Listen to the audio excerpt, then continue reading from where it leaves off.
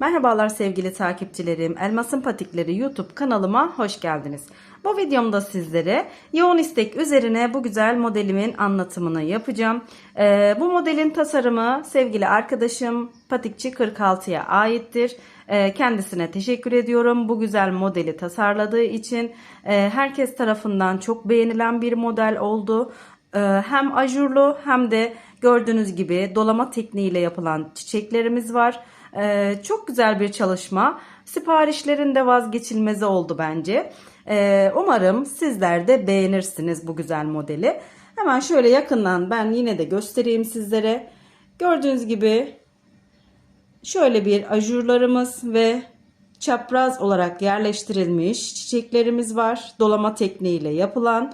Bir de bu kısımda ajurumuz var. Ön kısımda sadece modelimiz var. Ayrımdan sonra herhangi bir modelimiz yok. Normal düz olarak öreceğiz arka kısmını. Benim elimin ayarına göre videoda vereceğim ölçüler 38-39 numaraya uygundur. Eğer daha büyük yapacaksanız arka kısmını yani topuğa kadar olan kısmı uzatabilir. Eğer ayağınız küçükse burayı biraz daha azaltabilirsiniz. Modelimiz bu şekilde. Renklerimiz de kiremit rengi, şöyle bir yağ yeşilimiz var. Çok az bir yağ yeşiline ihtiyacımız var. Yani hemen hemen böyle 1 metre civarında ben kestim hazırladım. Bir de hardal sarısına ihtiyacımız var. Yine bunu da 1 metre civarında kesip hazırladım. Bir de krem rengimiz var. Krem rengimiz zaten ana renk olacak. Patik burnumuz kiremit rengi olacak. Patik burnundan sonra kiremit rengini sadece bu çiçeğimizde kullanacağız. Sonrasında zaten kiremit rengi yok. Yeşil ve hardal sarısı olarak renklerimizi bu şekilde modelimize, patiğimize oturtacağız. İsterseniz hemen başlayalım. Krem rengi ipimizi bağlayalım. Başlamadan önce de hatırlatmamı yapayım. Kanalıma abonelik ücretsizdir. Ücretsiz olarak abone olabilirsiniz. Bildirimleri de açarsanız video yüklediğimde hemen haberdar olursunuz. Desteğinizi bekliyorum. İnşallah bu kanalımı da diğer çalınan kanalım gibi büyütelim hep birlikte. Eski modellerime yavaş yavaş böyle istek üzerine sırayla video çekiyorum tekrardan. Fırsat buldukça tabii ki. Havalar ısındığı için biraz da sıcak olduğu için sıcak bir memlekette yaşadığım için video çekmem biraz zorlaşıyor. Bu yüzden de anlayışınıza sığınıyorum. Elimden geldiğince birkaç gün arayla böyle video çekip paylaşacağım eski modellerimi. Şimdi başlayalım isterseniz. Patik burnumu ben hazırladım. Videonun çok uzun olmasını istemediğim için.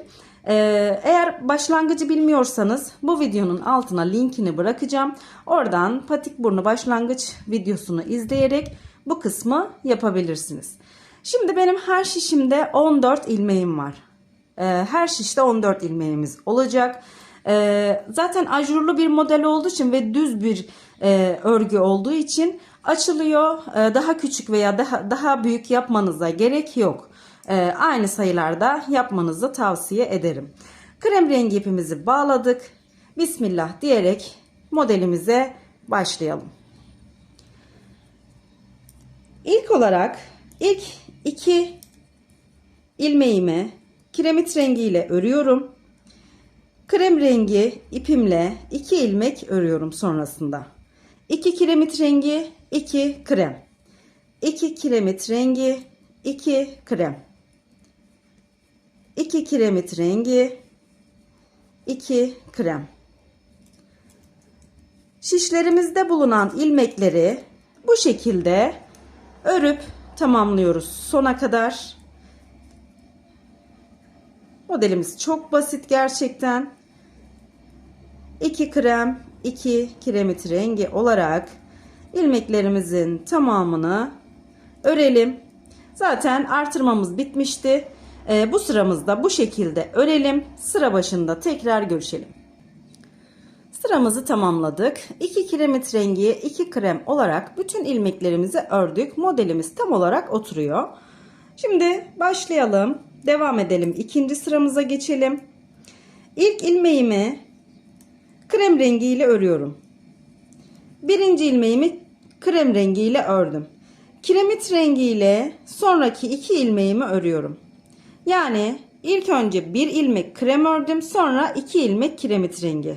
Devamında 2 krem örüyorum, 2 kiremit rengi. 2 krem, 2 kiremit rengi. 2 krem, 2 kiremit rengi. Yani bir ilmek sol tarafa kaydırmış olduk. Şöyle göstereyim. Gördüğünüz gibi ilmeklerimizi bir ilmek sol tarafa kaydırdık.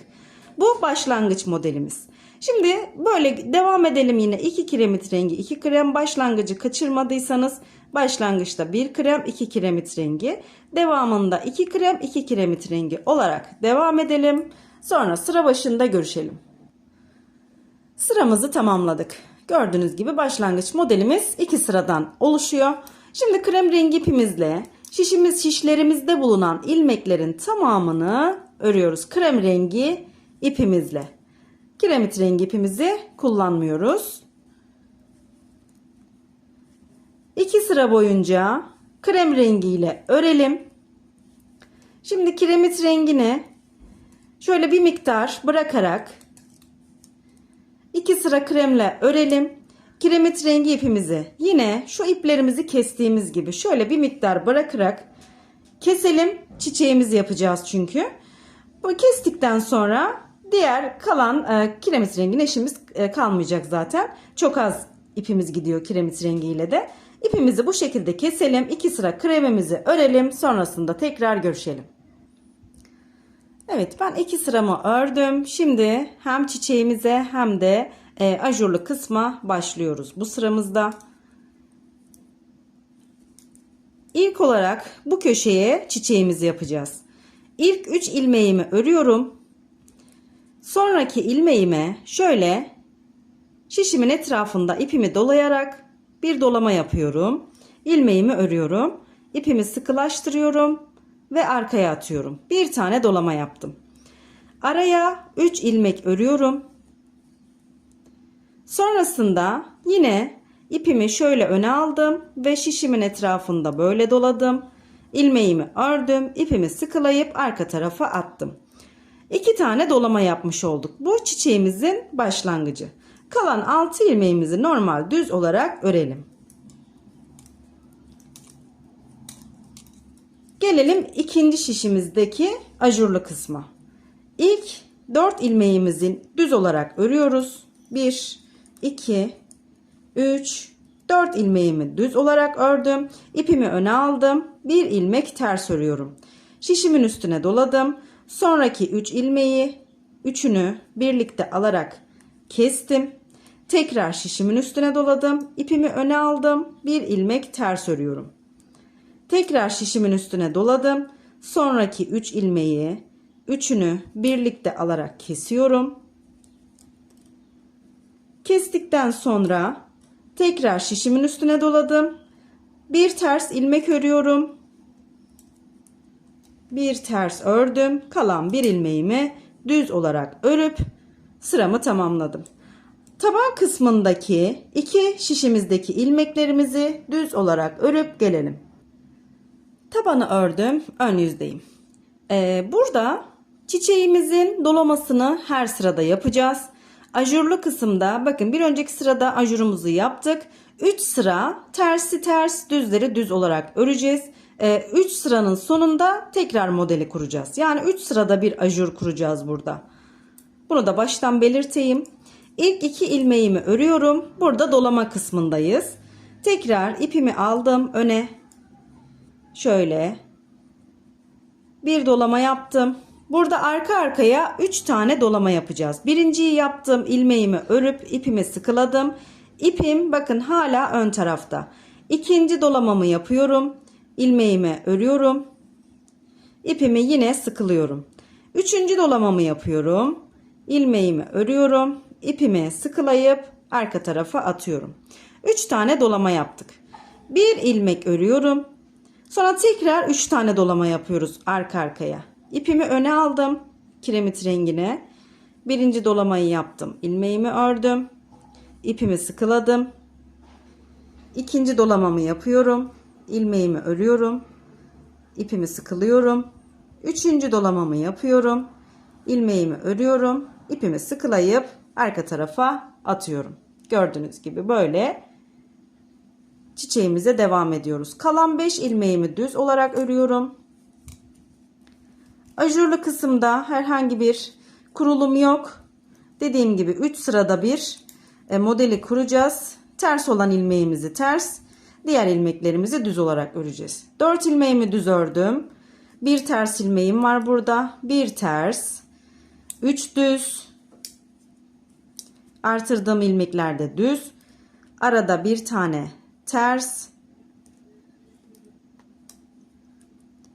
3 tane düz. Bir ters ve bir düz. Birinci sıramızı ördük ajurlu kısımda. Taban kısmını örüp gelelim. Taban kısmını ördük. Şimdi tekrar bir sonraki sıramızdayız. 1, 2, 3 ilmeğimi ördüm. Yine dolama yapıyorum burada. İpimi ön tarafa aldım. Sıradaki ilmeğime dolama yaptım. İlmeğimi ördüm. Burada 2 dolama yapacağız arka arkaya. İkinciyi yaptım. İlmeğimi ördüm. İpimi sıkılayıp arkaya attım. Bir ilmek örüyorum. Tekrar ipimi öne aldım. Yine 2 dolama yapacağım. Birinciyi yaptım. İlmeğimi ördüm, ipimi sıkıladım. İkinci dolamamı yaptım. İlmeğimi ördüm. İpimi sıkılayıp arkaya attım. Kalan 6 ilmeğimi örüyorum düz olarak.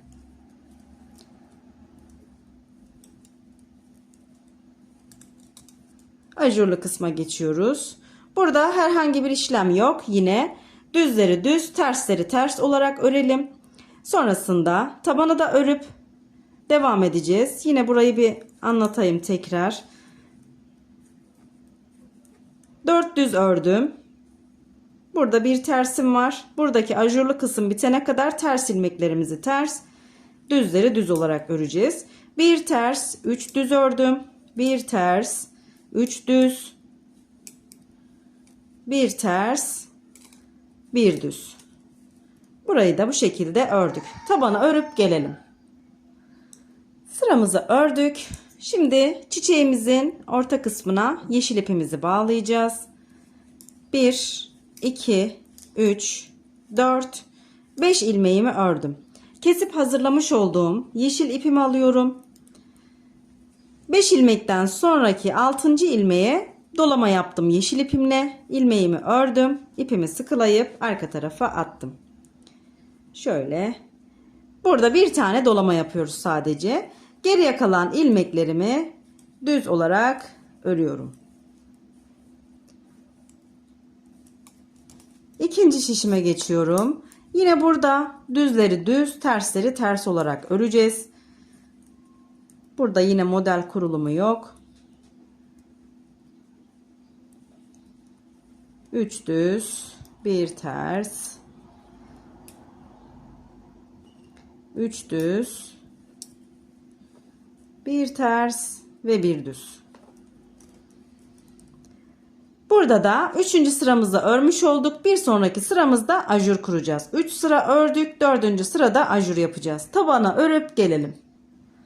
Tabanı ördük. Bir sonraki sıramıza geçiyoruz. 1, 2, 3 ilmek ördüm. Kiremit rengi ipimi alıyorum. Burada sadece bir tane dolama yaptık yeşille. Başka dolama yapmayacağız yeşille. Sadece kiremit rengiyle devam ediyoruz. İlk 2 ilmeğimi dolama yapacağım. 3 ilmekten sonra birinci dolamamı yaptım. İkinci dolamamı yapıyorum. İlmeğimi örüyorum. İpimi sıkılayıp arkaya atıyorum. Bir ilmek ördüm. Tekrar kiremit rengini alıyorum ön tarafa. Dolamamı yaptım. İlmeğimi ördüm. İpimi sıkıladım. İpim ön taraftayken ikinci dolamamı yapıyorum. İlmeğimi örüyorum. İpimi sıkılayıp arka tarafa attım. Kalan ilmeklerimi düz bir şekilde örüyorum. İkinci şişimize geçiyoruz. Bu sıramızda ajur yapacağız. 4 ilmeğimi düz olarak örüyorum. 4 ilmekten sonra bir ters. Şişimin üstüne doluyorum. 3 ilmeğimi, 3 düz ilmeğimi, üçünü birlikte alarak kesiyorum. Tekrar dolama yapıyorum. Bir tane ters örüyorum. İpimin üstüne, şişimin üstüne bir tane doladım. Yine 3 düz ilmeğimi, üçünü birlikte alarak kestim. Tekrar şişime doladım. Bir ters, bir düz ilmeğimi ördüm ve gördüğünüz gibi ajurumuzu yapmış olduk. Taban kısmını örüp gelelim. Evet, sıramızı tamamladık. Ön yüzdeyiz tekrar. Şimdi bu sıradan itibaren bir önceki sıramızda ajurumuzu yaptık. Şimdi sadece çiçekli olan kısmı anlatacağım. Ajurlu kısımda düzleri düz, tersleri ters olarak öreceğiz 3 sıra boyunca.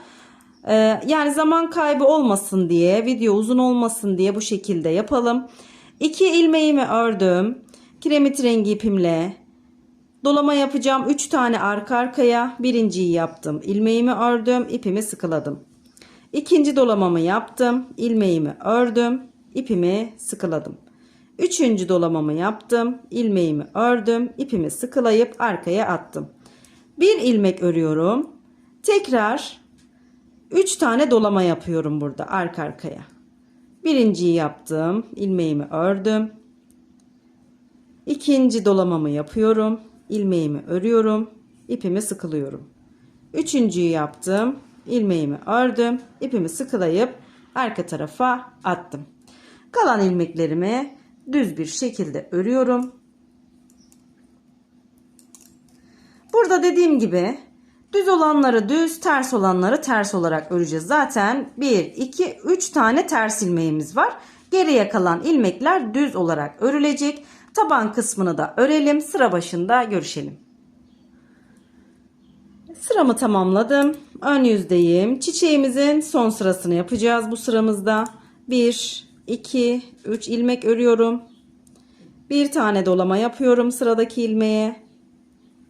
İlmeğimi örüyorum. İpimi sıkılayıp arkaya atıyorum. Arada 3 ilmek örüyorum. 1, 2, 3. Sonraki ilmeğe dolama yapıyorum bir tane. İlmeğimi örüp ipimi sıkılayıp arkaya attım. Çiçeğimizi bu sıramızda tamamlamış olduk. Kalan ilmeklerimizi düz olarak örüyoruz.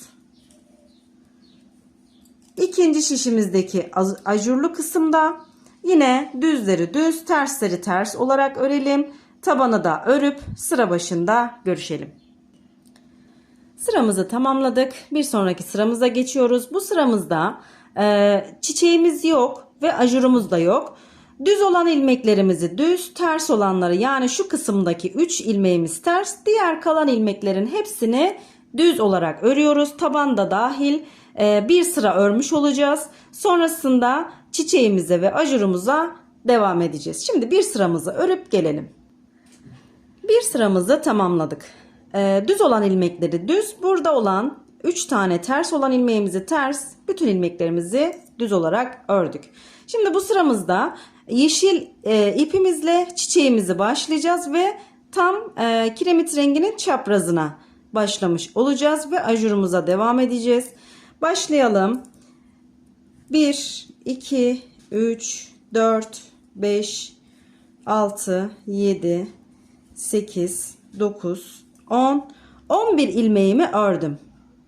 Sonrasında yeşil ipimi alıyorum. Zaten burada bağlıydı bakın. Buraya bir tane yapmıştık. Yeşil ipimle bir tane dolama yapıyorum. İlmeğimi örüyorum. İpimi sıkılayıp arka tarafa atıyorum. Kalan 2 ilmeğimi düz olarak örüyorum.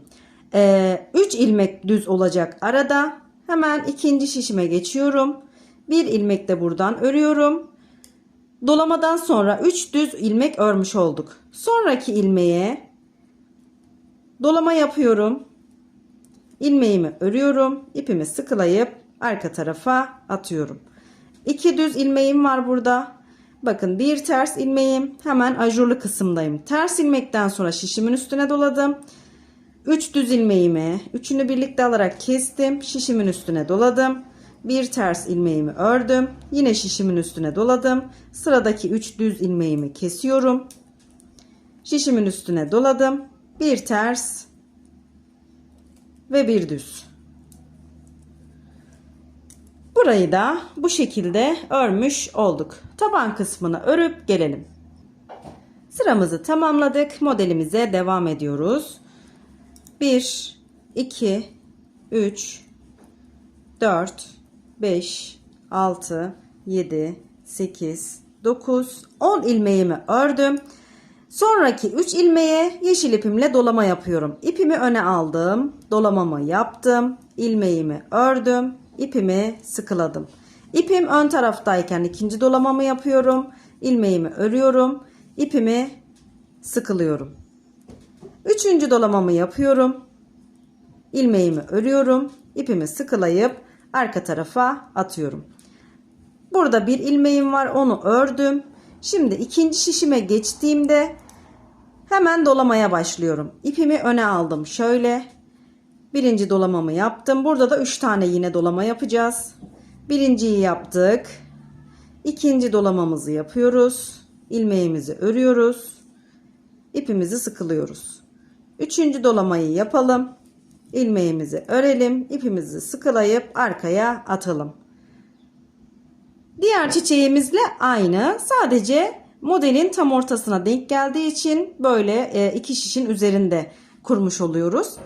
3 dolamamı yaptım. Bir düz ilmeğim var burada. Buradaki ilmeklerimi tersleri ters, düzleri düz olarak örüyorum.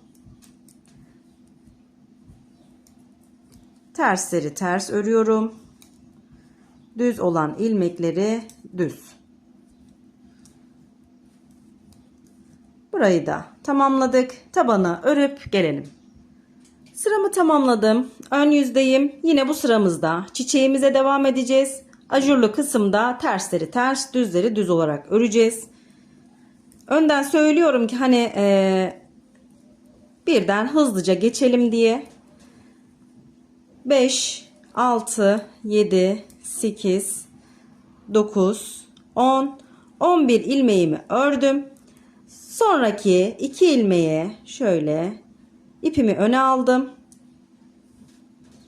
Sonraki 2 ilmeğe dolamamı yapacağım arka arkaya. Birinciyi yaptım. İlmeğimi ördüm. İpimi sıkıladım. Son ilmekler olunca biraz böyle şişten kayabiliyor. İkinci dolamamı yaptım. İlmeğimi ördüm. İpimi sıkıladım. Arkaya attım. Burada bir ilmeğim kaldı. Onu ördüm. İkinci şişime geçtiğimde hemen dolama yapacağım. İpimi öne alıyorum. Şöyle dolamamı yaptım. Birinciyi, ilmeğimi ördüm. İpimi sıkıladım. İkinci dolamamı yapıyorum. İlmeğimi örüyorum. İpimi sıkılayıp arka tarafa atıyorum. Şöyle göstereyim çiçeğimizin görünümü. 2 düz ilmeğim var. Burada yine tersleri ters, düzleri düz olarak örüp sıramızı tamamlayalım.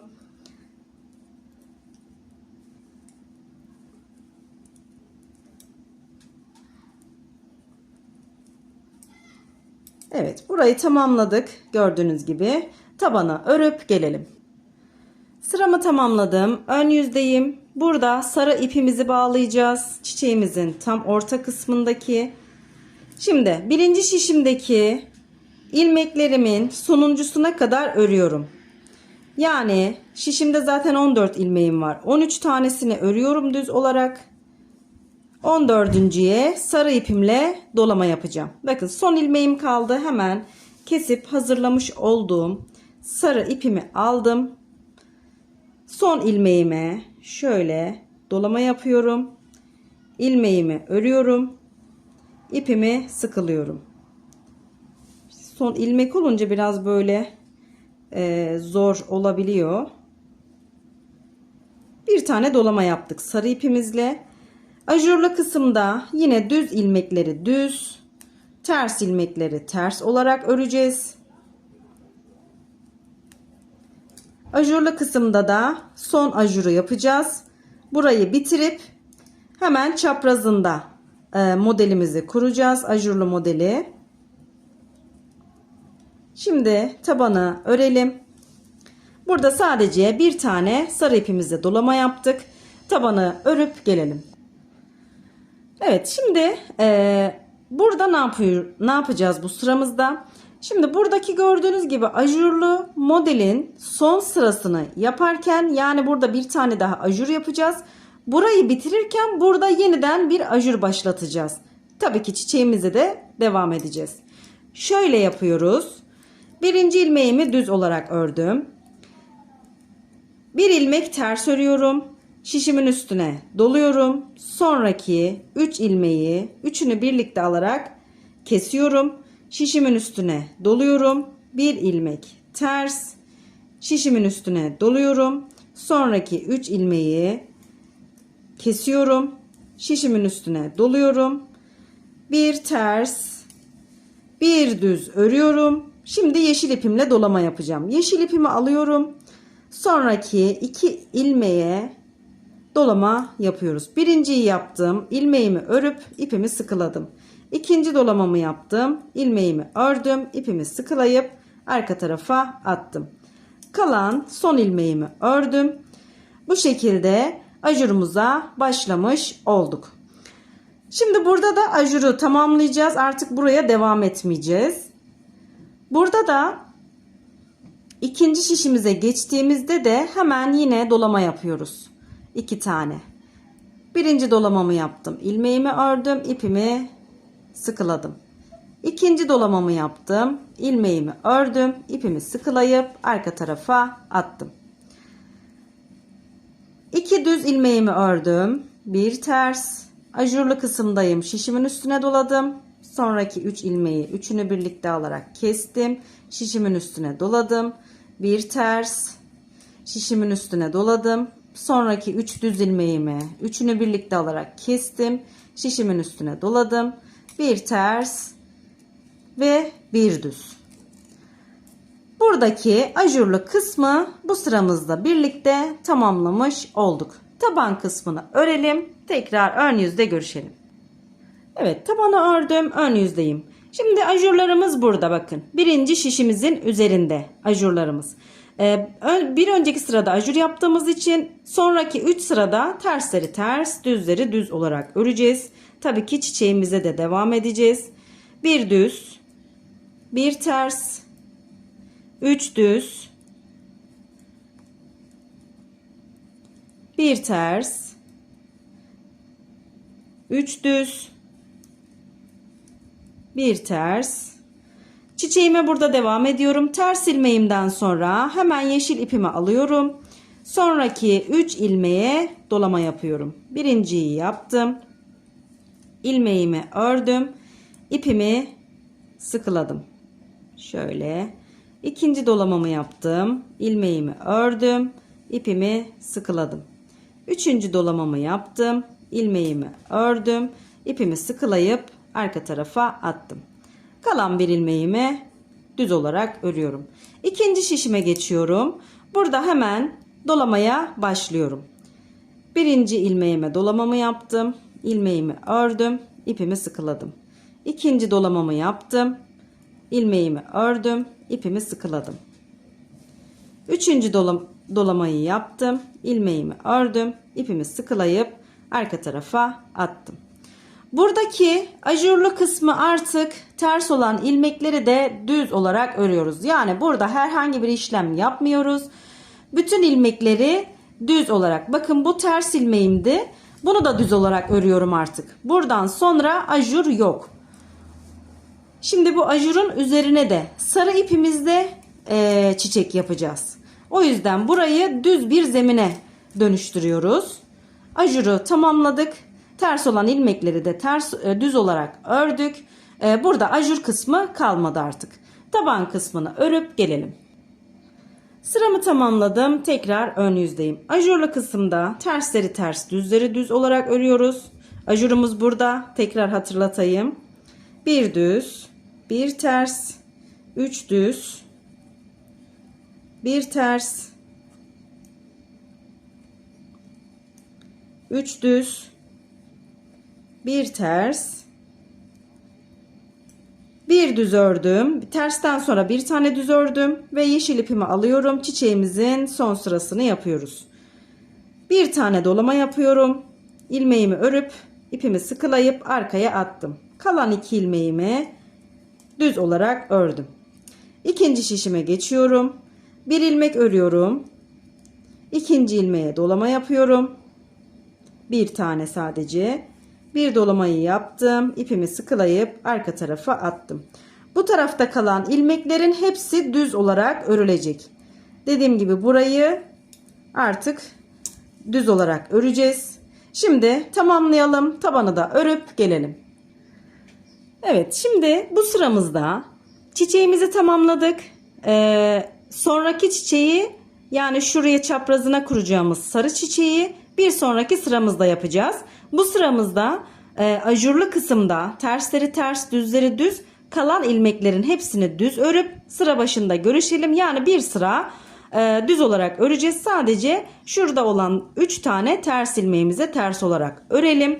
Bir sıramızı tamamlayıp gelelim. Bir sıramızı tamamladık. Tekrar ön yüzdeyiz. Burada yine hem ajuru yapacağız hem de çiçeğimize başlayacağız. Bakın şu ajurlu olan kısmın tam üstüne sarı ipimizle çiçeğimizi başlayacağız. Şöyle göstereyim. Başlayalım. Bir düz, bir ters. Ters ilmeğimden sonra şişimin üstüne doladım. Sonraki 3 düz ilmeğimi üçünü birlikte alarak kesiyorum. Şişimin üstüne doluyorum. Bir ters. Şişimin üstüne doladım. Sonraki 3 ilmeği kestim. Şişimin üstüne doladım. Bir ters ve kalan 4 ilmeğimi düz olarak örüyorum bu şişimizde. İkinci şişimize geçelim. Sarı ipimizle çiçeğimize başlıyoruz. 1, 2, 3, 4, 5 ilmeğimi ördüm. Sonraki ilmeğe sarı ipimle, yeşil ipimizi kesmeyelim. Bu sarının ortasına yeşille yapacağız. Yani şu orta kısmını yeşille yapacağız. Sarı ipimi aldım. Sıradaki ilmeğime dolamamı yaptım. Bir tane ipimi sıkıladım. Arkaya attım. 1, 2, 3. Sonraki ilmeğe dolama yaptım. İlmeğimi örüp ipimi sıkılayıp arkaya attım. Kalan ilmeklerimi düz olarak örüyorum. Şimdi tabana örüp gelelim. Sıramı tamamladım. Ön yüzdeyim. Ajurlu kısımda tersleri ters, düzleri düz olarak örüyoruz. Bir önceki sırada ajur yapmıştık çünkü.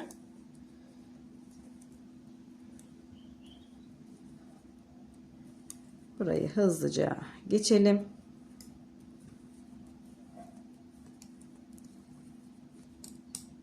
Çiçeğimize gelelim. 1, 2, 3, 4 ilmeğimi ördüm. Hemen sarı ipimi alıyorum. Sıradaki 3 ilmeğe sarı ipimle dolama yapıyorum. Birinciyi yaptım. İpimi sıkıladım. İpim ön taraftayken ikinci dolamamı yapıyorum. İlmeğimi örüyorum.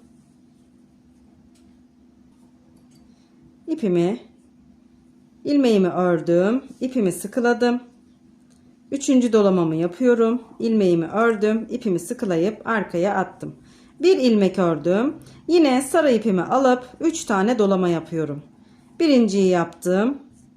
İkinci dolamamı yapıyorum. Üçüncü dolamamı yapıyorum. İpimi sıkılayıp arkaya attım. Artık çiçekte anlaşılmayan bir yer yoktur diye düşünüyorum. Çünkü 2 tane hepsini anlattım. Şimdi taban kısmını örüp gelelim. Sıramı tamamladım. Tekrar ön yüzdeyim. Ajurlu kısımda yine tersleri ters, düzleri düz olarak örüyoruz.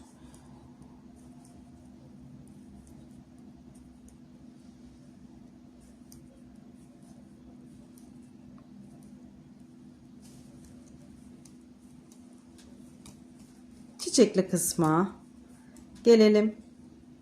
Çiçeğimize devam ediyoruz.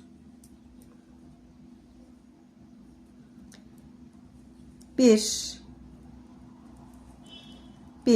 2, 3, 4, 5 ilmeğimi ördüm. Sonrasında sarı ipimi alıp 2 ilmeğe dolama yapıyorum. Birinciyi yaptım. İpimi sıkıladım. İkinci dolamamı yaptım. İpimi sıkılayıp arkaya attım. Bir ilmek örüyorum. Tekrar sarı ipimle 2 dolama yapacağım. Birinciyi yaptım. İpimi sıkıladım. İkinciyi yaptım. İpimi sıkılayıp arka tarafa attım. Kalan ilmeklerimi düz olarak örüyorum. Şimdi tabanı örüp gelelim. Sıramı tamamladım. Devam ediyorum. Yine ajurlu kısımda tersleri ters, düzleri düz olarak örüyoruz. 3 sırada bir yapıyorduk. 3. sıramız bu.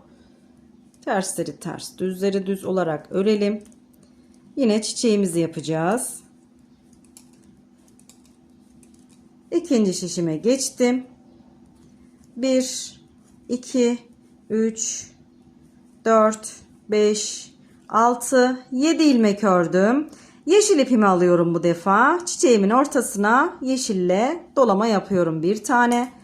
İlmeğimi ördüm. İpimi sıkılayıp arkaya attım. Kalan ilmeklerimi düz olarak örüyorum. Bu sıramız da bu şekildeydi. Tabanı örüp gelelim. Sıramı tamamladım. Ajurlu kısımda ajurumuzu yapacağız. Çok az sıramız kaldı. Artık modelimizi tamamlıyoruz. Bir düz, bir ters ilmeğimi ördüm. Şişimin üstüne doladım. Sonraki 3 düz ilmeğimi kesiyorum. Şişimin üstüne doladım.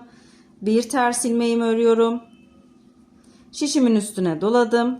Sonraki 3 düz ilmeğimi kesiyorum. Şişimin üstüne doladım. Bir ters ilmeğimi örüyorum. Kalan 4 ilmeğimi düz olarak örüyorum. Çiçekli kısımdayım. 1, 2, 3, 4, 5 ilmeğimi ördüm. Sonrasında bakın yeşil ipimi kestim. Artık yeşille işimiz kalmadı. Sarıyla devam ediyoruz. 5 ilmeğimi ördükten sonra 2 ilmek arka arkaya dolama yapacağım. Birinciyi yaptım. İpimi sıkıladım. İkinciyi yaptım. İpimi sıkılayıp arkaya attım. Bir düz ilmek örüyorum. İpimi öne aldım tekrar. Yine 2 dolama yapacağım. Birinciyi yaptım. İkinci, ipimi sıkılayıp arkaya attım. Kalan 4 ilmeğimi örüyorum. Tabana örüp gelelim. Sıramı tamamladım. Birinci şişimizdeki ilmeklerimizi yine düzleri düz, tersleri ters olarak örüyoruz.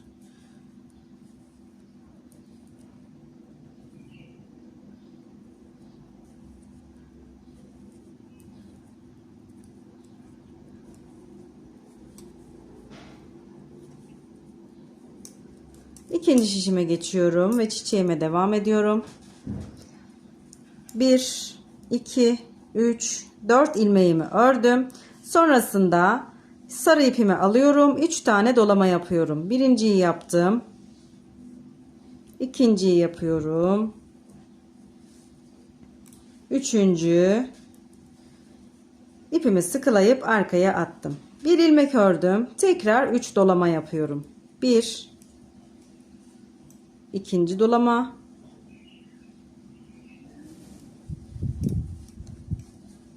üçüncü dolama, ipimi arkaya attım. Kalan ilmeklerimi örüyorum. Artık son sıralardayız. Tabana örüp gelelim. Evet, sıra başındayız. Tersleri ters, düzleri düz olarak örüyoruz ajurlu kısımda. Çiçeğimizin de son sırasını yapacağız. İlmek sayılarını söylememe gerek yok. Ters ve düzleri. Artık anlaşılır olmuştur diye düşünüyorum. Çiçeğimizin son sırasını yapalım. 1, 2, 3, 4, 5 ilmeğimi ördüm. Sarı ipimle bir tane dolama yapıyorum. İpimi sıkılayıp arkaya atıyorum. 3 ilmek örüyorum. Sonra tekrar bir tane daha dolama yapıyorum. Ve bu dolamayla birlikte bu çiçeğimi de tamamlamış oluyorum. Sarı ipimizi kesebiliriz artık. Bakın buradaki sarı çiçeğimiz de bitti. Şimdi tabana örelim. Sonra sıra başına geldiğimizde zaten çiçeğimiz bitti. Ajurumuzun da son sırasını öreceğiz.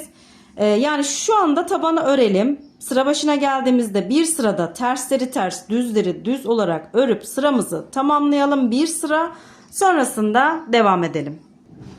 Sıramızı tamamladık. Yani bir sıra daha örmüş olduk. Zaten çiçeğimiz bitmişti. Ajurlu kısımda da 3. sıramızı ördük. Son ajurumuzu yapıp artık patiğimizi tamamlıyoruz. Bir düz, bir ters. Şişimin üstüne doluyorum. 3 düz ilmeğimi kesiyorum. Şişimin üstüne doluyorum. Bir ters. Şişimin üstüne doluyorum. 3 düz ilmeğimi kesiyorum. Şişimin üstüne doluyorum. Bir ters. Kalan 4 ilmeğimi düz olarak örüyorum. İkinci şişimizde de zaten çiçeğimiz bittiği için ilmeklerimiz düz, tabanı da düz olarak örelim. Sıramızı tamamlayalım. Bu son ajurumuzdu. Başlangıca geldiğimizde yine şurada yaptığımız gibi bir sonraki sıramızda ters olan ilmekleri de düz olarak öreceğiz. Şimdi isterseniz bu sıramızı tamamlayalım. Sıra başına geldiğimizde orayı tekrar anlatayım size. Sıramı tamamladım. Şimdi burada nasıl yapacağız? İlmeklerimizi tamamını düz olarak öreceğiz. Ters olan ilmeklerimizi de düz olarak örüyoruz.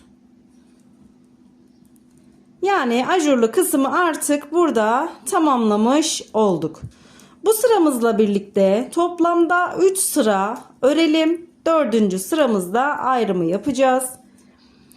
Gördüğünüz gibi herhangi bir farklı işlem yok. İlmeklerimizin tamamını düz olarak ördük. Tersleri de düz olarak ördük. Bu sıramız da dahil. 1. sıramız bu. Yani toplamda 3 sıra öreceğiz bu sırayla birlikte. 3 sıramızı örelim. 4. sırada ayrımı yapmak üzere tekrar buluşalım. 3 sıramızı tamamladık ajurdan sonra. Şimdi ayrımı yapacağız. Ayrımdan sonra çok basit zaten. Herhangi bir işlemimiz yok. 1. şişimizdeki son ilmeğe kadar ilmeklerimizi yine düz bir şekilde örelim. Son ilmeği örmeden alıp 2. şişimize aktaralım.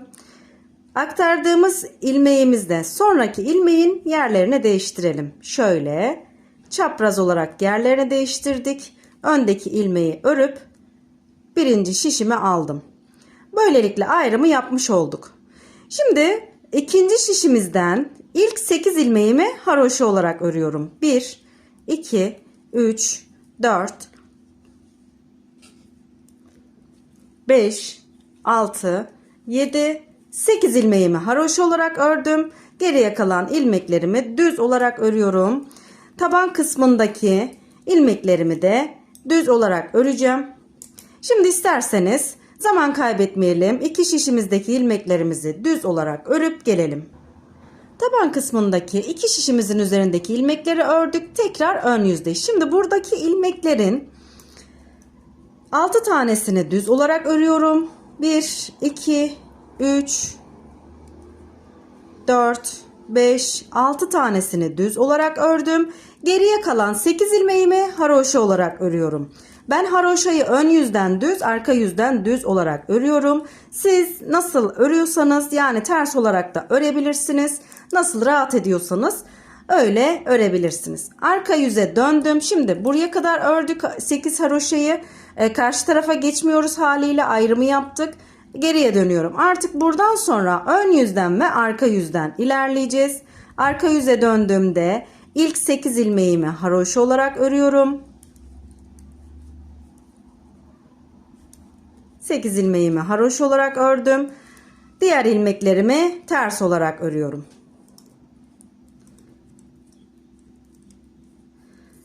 Yine tabandaki 2 şişimizin üzerindeki ilmekleri ters olarak örüp gelelim. Taban kısmındaki ilmeklerimi ördüm.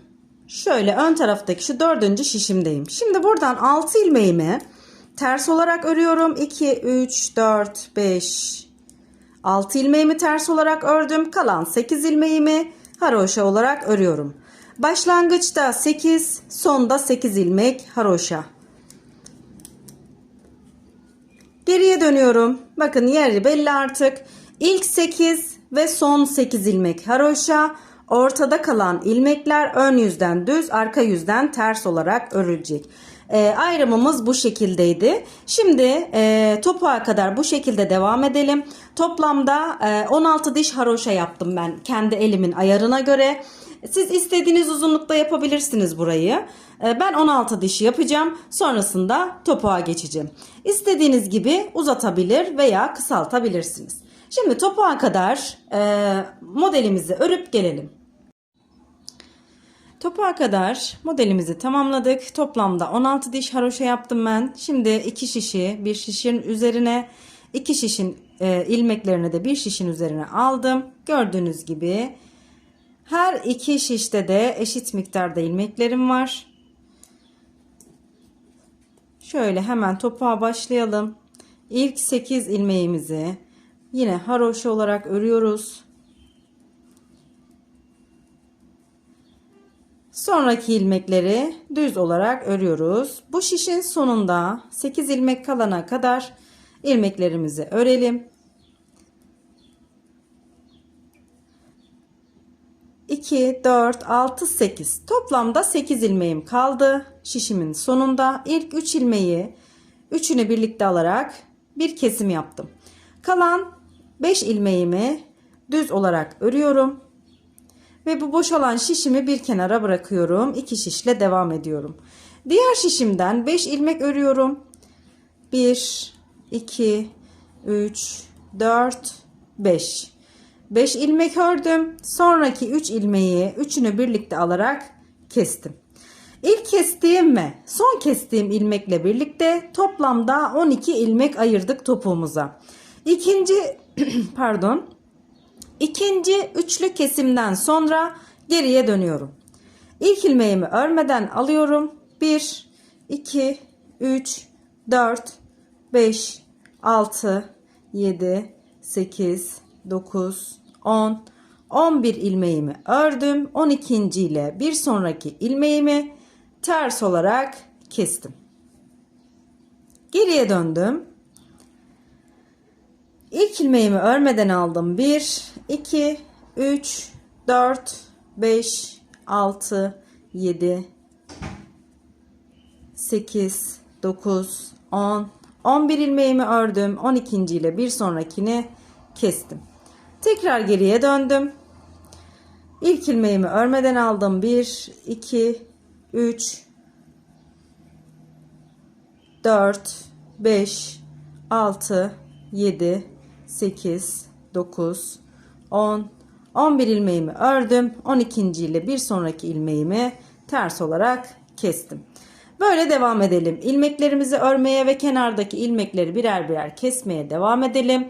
Şişimizin sonunda 8 ilmek kalınca, yani şu haroşalı kısım kalana kadar böyle gösterdiğim gibi devam edelim. 8 ilmek kalınca bekleyelim.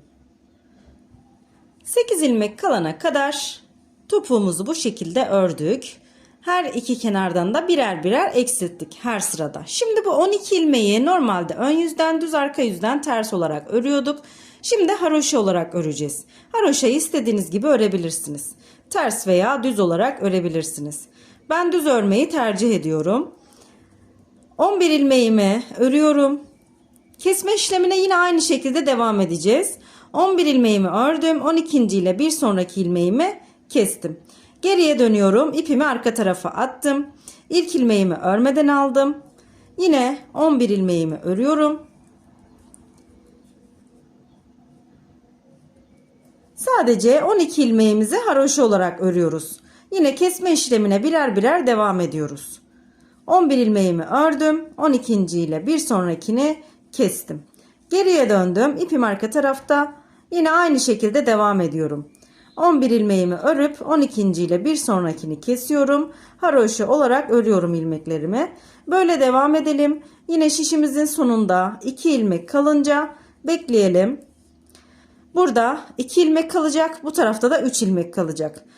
Örmeye devam edelim. İlmeklerimizi keselim yine birer birer. 2 ilmek kalınca bekleyelim. Evet. Devam edelim.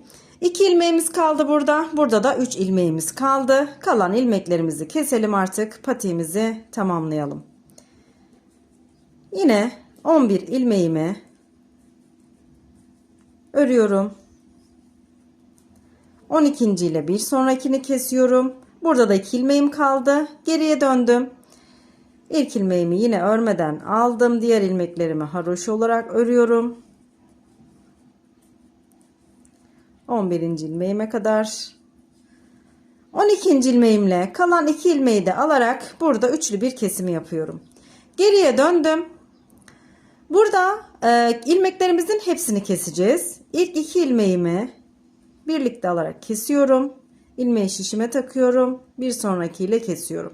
İlmeği şişe taktım. Bir sonrakiyle kestim. Böyle 12. ilmeğimize kadar devam ediyoruz. Kesme işlemini yapmaya.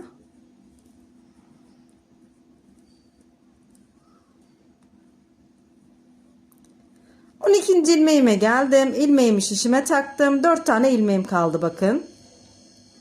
Bu 4 ilmeğin 4'ünü birlikte alarak kesiyorum. Bir tane de zincir çekiyorum. Hemen makasımı alıp geliyorum. Makasımı aldım. Hemen ipimi kesiyorum. Ve patiğimizi tamamladık. Arka kısmını göstereyim. Bakın burası haroşamız. Yan kısımla aynı hizada.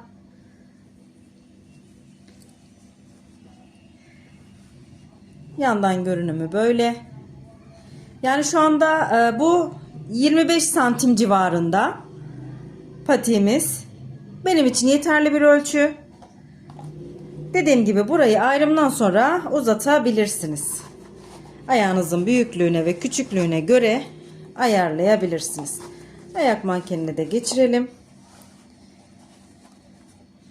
Şöyle içine alayım bunu. Evet, güzel bir çalışma oldu. Umarım bekleyenler için güzel bir video olmuştur. Hemen diğer patiğimizi de şöyle alalım. Evet, bir videonun daha sonuna geldik. İzlediğiniz için teşekkür ederim. Kanalıma abonelik ücretsizdir. Destek amaçlı lütfen kanalıma abone olmayı unutmayın. Bildirimleri de açarsanız video yüklediğimde hemen haberdar olursunuz. Videolarımı beğeniyorsanız beğen tuşuna basmayı, altına da yorum yapmayı unutmayın. Desteğinizi bekliyorum. Şimdiden hepinize çok teşekkür ederim. Bir sonraki videolarda görüşmek üzere. Hoşça kalın.